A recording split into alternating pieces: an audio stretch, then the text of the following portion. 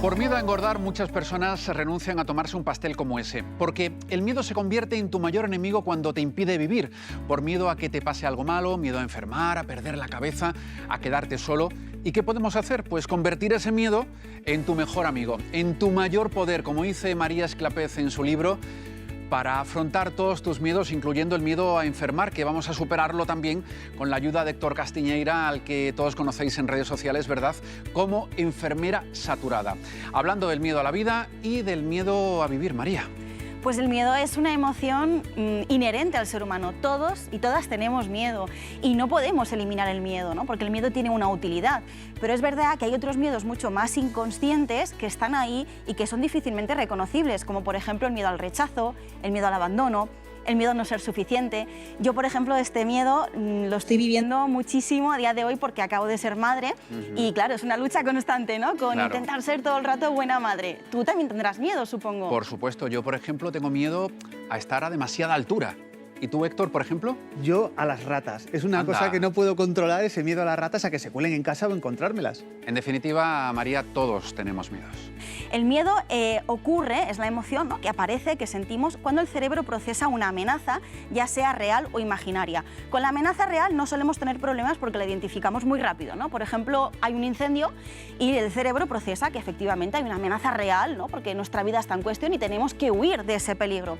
El problema viene cuando esa amenaza es imaginaria, cuando hablamos en este caso de miedos irracionales. Nos cuesta mucho más trabajarlos. Y ese miedo afecta tanto a la mente como al cuerpo, ¿no, Héctor? Claro, y es que aunque no lo creamos, la mente y el cuerpo están totalmente conectados y ese miedo que está en nuestra mente acaba afectando también al resto de órganos del cuerpo. Por ejemplo, cuando tenemos un miedo, ese miedo del que estabas hablando, y notamos como una taquicardia, notamos que estamos como acelerados. Bueno, pues eso acaba teniendo repercusión en la tensión arterial y hay mucha gente que tiene la llamada fobia a la bata blanca, el síndrome de la bata blanca, y en cuanto sacamos el aparato para mirar la tensión, esa tensión se dispara, unos valores que no son reales, y en cuanto me quito la bata o se la miran ellos en su casa, ya da el valor que sí tiene que dar. ¿Y por qué nos cuesta tanto controlar ese miedo si sabemos racionalmente que no pasa nada, pero sentimos que nos puede pasar de todo? Bueno, lo que sucede aquí es que en el cerebro, digamos, hay dos partes, ¿no?, en general, que se activan o se desactivan según las cosas que vayamos sintiendo. Cuando sentimos ese miedo, la parte emocional, es una de estas dos partes, genera tanta intensidad, tanta energía, que secuestra a esta parte racional y esta parte racional se desactiva, ¿no? Con lo cual, por mucho que intentemos racionalizar el pensamiento, por mucho que intentemos trabajar, que hablen con nosotros, es muy difícil ver la realidad en ese momento, ¿no?, porque estamos secuestrados por una parte del cerebro que forma parte de este cerebro emocional, que es la amígdala. La amígdala es la torre de control de las emociones y estamos hablando del miedo, con lo cual tenemos que hablar de la amígdala. Yo explico cómo funciona la amígdala con una metáfora y es con un chihuahua, ¿no? Ah, curioso. Y curioso, claro, y diréis, ¿y por qué un chihuahua, no, claro, María? Bueno, fijaos. Los chihuahuas están tranquilos, ¿no?, y de repente pasa algo random, yo que sé, una bolsa de plástico, una pierna, y es que se ponen nerviosísimos, o sea, es que no tienen término medio. Bueno, pues al chihuahua, a la amígdala, ¿no?, a la amígdala chihuahua le pasa una cosa muy parecida. Cuando sentimos ese miedo intenso, la amígdala se dispara y pasa de estar tranquila a estar a tope, ¿no? Entonces se produce lo que llamamos el secuestro amigdalar. Ahí es cuando el cerebro racional pierde un poco el foco, ¿no?, y nos dejamos llevar por esta parte del cerebro emocional, por la amígdala, por el chihuahua. Por eso es tan difícil manejar esos miedos en ese momento, porque los sentimos muy, muy, muy intensos. Claro, y esa parte racional se desactiva también en las personas que son hipocondríacas, personas que están continuamente hipervigilantes de su salud y que cualquier pequeño síntoma, pues yo que sé, un retorcijón después de comer, una pequeña palpitación, ya les sirven de excusa para pensar que tienen una enfermedad gravísima y entonces van corriendo a la consulta del médico, a la consulta del profesional de la salud, pidiendo un montón de pruebas para calmar ese miedo y calmar esa ansiedad. Pero es que al final, aunque se las hagas, porque enseguida aparece cualquier otro miedo ante cualquier otro pequeño síntoma y vuelven otra vez en esa espiral. ¿Y cómo podemos afrontar ese miedo a enfermar, que es también miedo a vivir, María?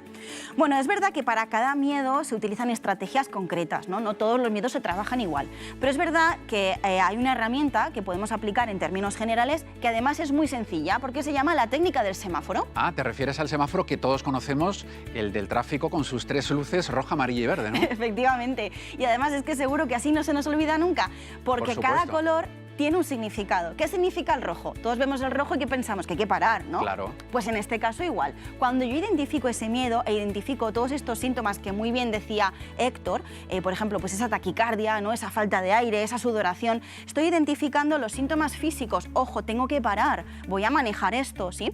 Y cuando me pongo a manejarlo, voy a utilizar la respiración, ¿sí? Los psicólogos decimos que hay 4 niveles de respuesta. La respuesta física, que son todos estos síntomas físicos, la cognitiva, la conductual y la emocional. La emocional sabemos que es el miedo. Nos falta trabajar en este caso 2, que son los que corresponden a este color amarillo, ¿no? Ya venimos del rojo, hemos respirado, ya tenemos esa parte física controlada. Pues vamos con el amarillo. Cuéntanos. El amarillo nos va a permitir, estando un poquito más relajados, con el chihuahua menos activo, trabajar esos pensamientos. Oye, ¿qué pienso? Voy a escribirlo, voy a hablarlo, voy a ver si tiene algún tipo de otra opción, ¿no? Este tipo de pensamiento, porque al final, ojo, muchas veces esto nos atrapa y se convierten en bucles importantes, pero cuando tú escribes parece que la cosa cambia, ¿no? Porque a lo mejor hay 3 o 4 preocupaciones, pero luego se convierten en una y te das cuenta que es la misma.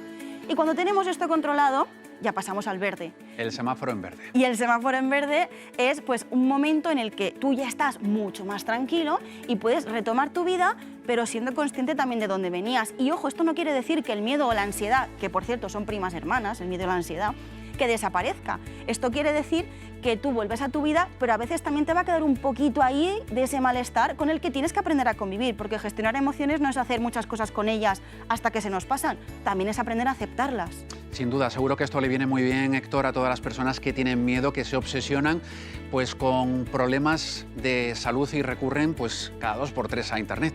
Incluso existe un término para denominarlas, que son personas con cibercondria, es decir, personas que están continuamente buscando síntomas y enfermedades en Google porque están convencidos de que realmente tienen una enfermedad muy grave y al final están continuamente buscando ese síntoma que puede ser, ese pequeño dolor que puede ser, y siempre pues son enfermedades que son además lo peor de lo peor.